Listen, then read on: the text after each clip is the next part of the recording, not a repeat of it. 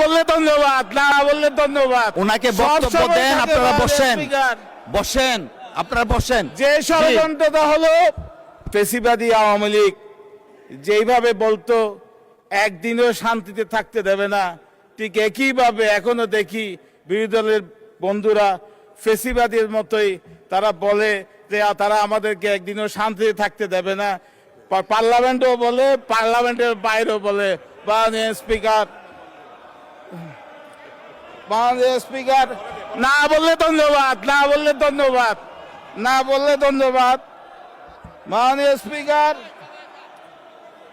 একটা মাননীয় সদস্যবৃন্দ ওনাকে বক্তব্য দেন, আপনারা বসেন বসেন, আপনারা বসেন। যে ষড়যন্ত্রটা হলো আমরা এরশাদের সময়ও দেখেছি, এরশাদের সময়ও দেখেছি বিএনপির মাননীয় সদস্য আপনার বক্তব্য থাকলে শুনবো, ওনাকে এলাও করেন প্লিজ।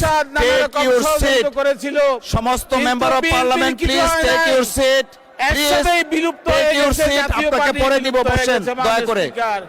ঠিক একইভাবে, ঠিক একইভাবে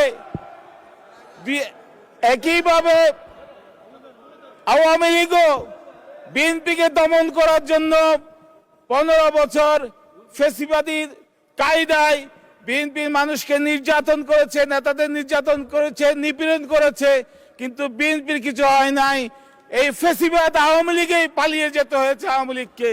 ঠিক একইভাবে আমি বিরোধী দলকে বলবো তারা যাতে ইতিহাস থেকে শিক্ষা দেয়। মাননীয় স্পিকার।